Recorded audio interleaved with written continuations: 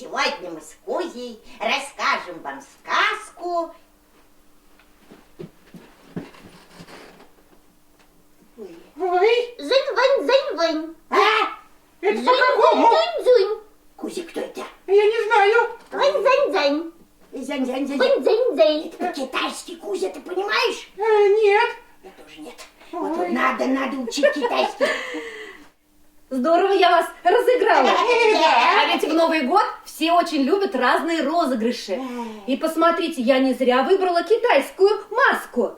Сегодня для вас я приготовила удивительную китайскую народную сказку. Хотите послушать? Конечно, Катя. Ну что ж, устраивайтесь поудобнее. Я начинаю. Ага.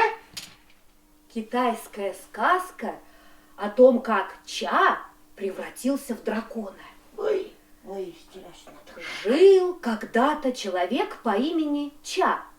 Отец его давно умер, а мать ходила на паденную работу.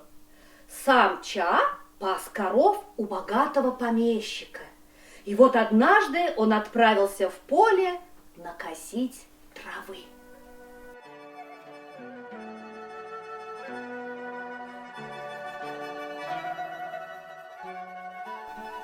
Выкосил целую лужайку, набил мешок и отправился домой.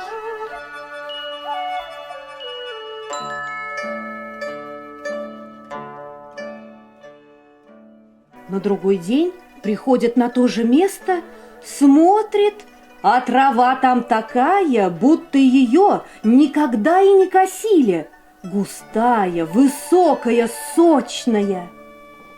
Удивился он, снова скосил всю траву на лужайке и отнес домой. Когда же в третий раз пришел Ча на это место, он опять увидел то же самое. Лужайка вновь заросла травой. Ты смотри, хочу. Вот это Да да. вообще интересная сказка, ага. С тех пор Ча каждый день стал приходить туда. И каждый раз за ночь трава вырастала, как за месяц. Однажды задумался Ча, в чем же тут дело? Накануне здесь ходили коровы и выщипали всю траву. А сегодня все так, будто никогда ни одной коровы тут не бывало. Ча решил взглянуть, какие же корни у этой необыкновенной травы. Он копнул землю, вытащил один корешок и вдруг увидел, в земле что-то светится. Ча сунул туда руку и вытащил жемчужину. Красивая жемчужина сверкала и переливалась на солнце. Ча обрадовался и побежал домой показать находку матери. Мама, смотри. Что это? Это жемчужина. Я нашел ее в поле, где собираю траву. Мать полюбовалась жемчужиной и положила ее в миску с рисом.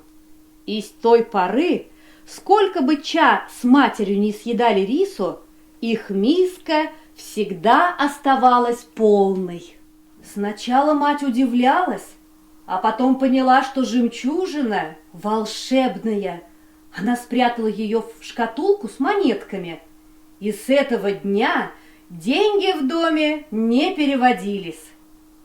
Мать с сыном зажили богато и сытно. Но чем больше богател Ча, тем жаднее он становился. Ча, сынок, там пришли соседи, просят муки и денег. Не дам ничего. Много их тут ходит, бездельников. И прогнал соседей. В другой раз один бедный путник попросился к ним переночевать. Пустите меня, пожалуйста, уважаемый Ча, на одну ночь. Еще чего? Еще ворует дом. Пойди прочь.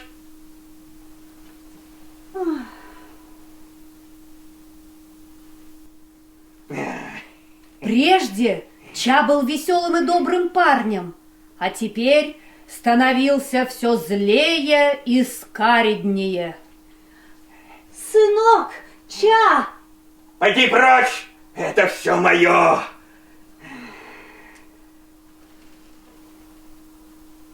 тот год был большой неурожай.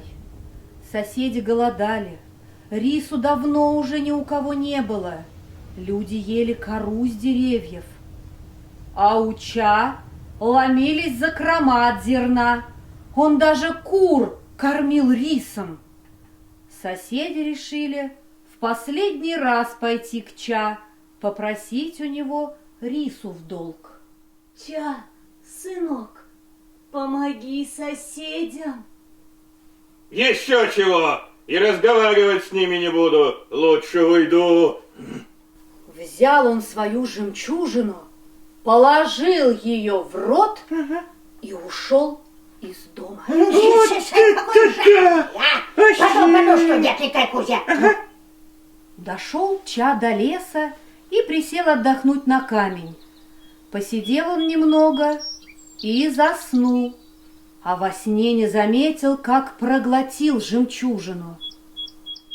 Проснулся Ча от нестерпимой жажды.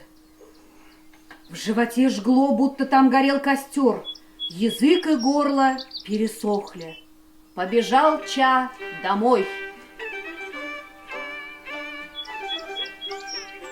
Выпил 2 ведра воды, но не напился.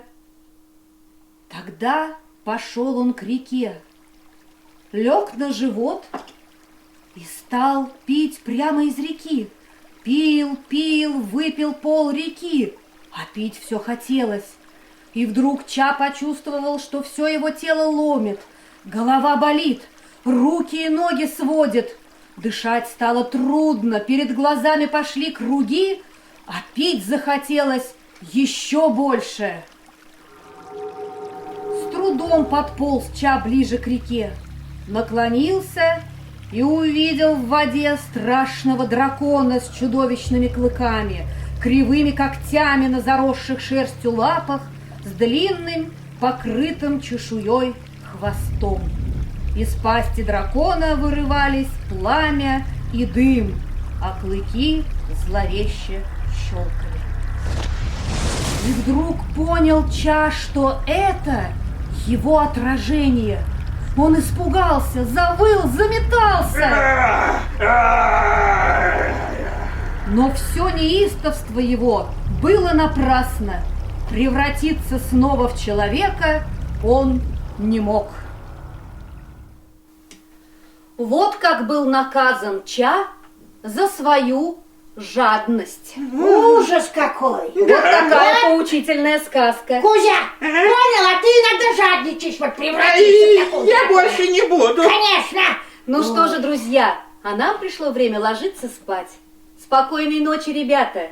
Спокойной ночи. Ну, я прям сейчас даже не усну, я не знаю. Ну, спокойной ночи, ребята. Пока-пока.